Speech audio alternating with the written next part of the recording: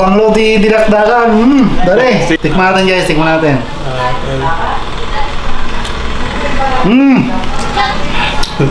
Naimas na dinakdakan guys.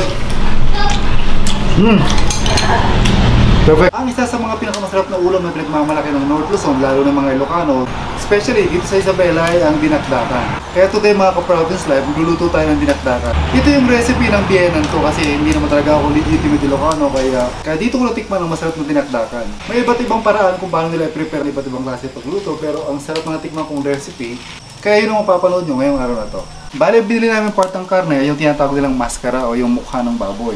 So, pinakuluan natin to hanggang sa lumambot. At syempre, binili natin, may kasamang utak ng baboy. So, nilaga natin to kanina hanggang sa pinalambot natin ng walang flavor. And then, nung malambot na, pinatayan natin, then saka natin iihawin. Hindi natin masyadong ito toasted, parang ganito lang yan.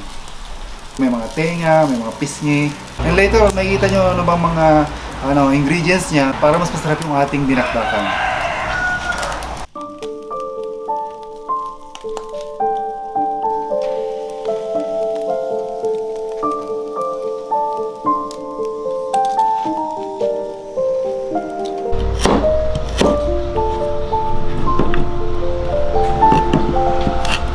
Nung natapos na natin ihawin, hiniwa o gunupit natin ng maliliit. Tsaka inihalo na rin natin ng maraming luya at tsaka sibuyas. Naihalo na rin pala natin yung utak ng baboy na sinama natin sa paglalaga ng umpisa. Instead na mayonnaise nilalagay, yung utak ko nilalagay pampalapot yun. So yun ang sikreto para maging natural talaga ang lapot niya. Yung masarap ang kalamansi kaysa sa suka.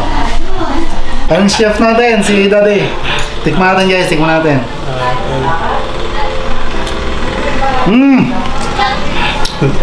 Naimas na dinakdakan guys. Perfect. Let's kung may luto mo. Sige lang. Masarap guys. Naimas na dinakdakan guys. Specialty na Ilocano. One more subo guys. Ang sarap. Panalo to.